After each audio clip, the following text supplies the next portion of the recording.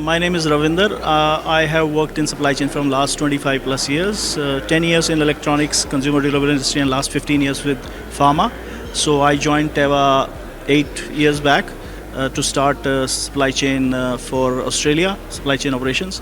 And in last 7-8 years, I have taken added responsibility and expanded my role into Asia Pacific and Greater China.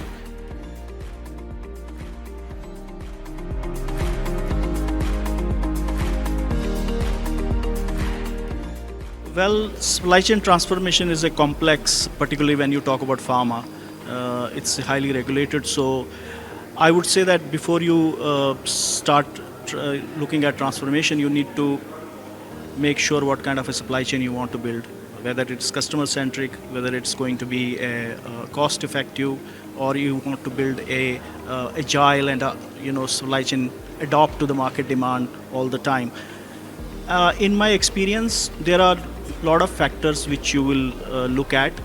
First of all, you need to have a vision and a strategy, what you want to basically do, where you are. So that also means the second point comes to, you need to do a gap analysis, do benchmarking, not within the pharma industry, but also outside the pharma industry, what kind of a processes or practices you want to, bring in from the other industries which are not being used in pharma. Third point, I would also say that you need to look at the investment, what kind of investment you want to do, whether it's technology, or whether it's like a ERP system or digital technology, or you want. And the second investment is upscaling your own people in the supply chain. Fourth point is what I would say is the most important is the engagement.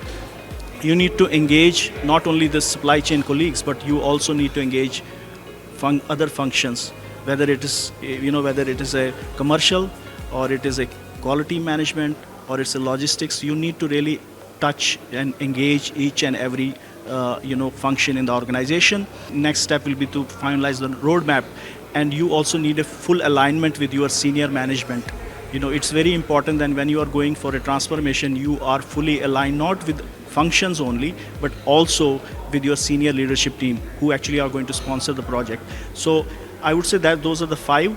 And then, you need to divide the transformation in few parts, what you want to do first, and what you want to do second, what you want to do 3. You need to keep refreshing your strategy every few years because technology is changing, there is newer things becoming available and expectations are slightly different. So you need to keep investing, keep refreshing your strategy so you stay ahead of the curve.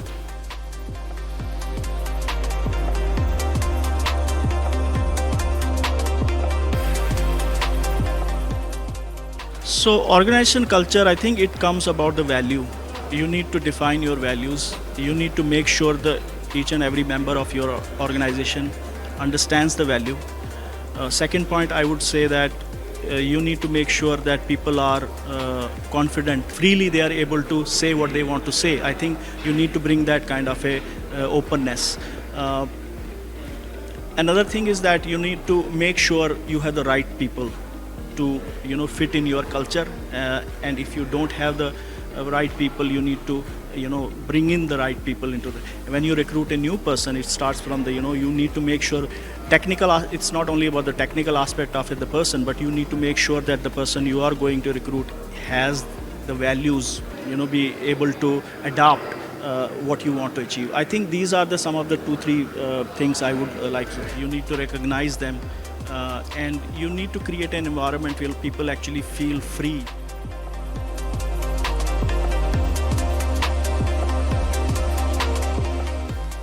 I think you'll need to look at segmentation first, because sometimes the smallest or the cheapest item can become a pain for your network. So you need to really segmentize what you want to do.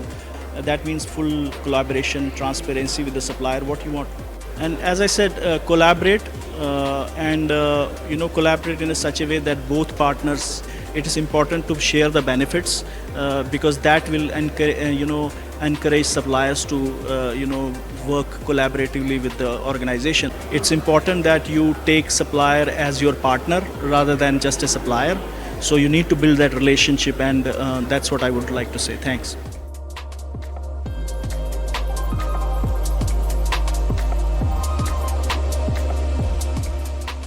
I have been attending Logi from last couple of years. This is my second time. What I feel is that it's a platform you can share your ideas and you can also take up what other people are doing to. It's really a platform where you can basically contribute and also take something from the other organizations. So, great place to have a networking. So I would like to add that.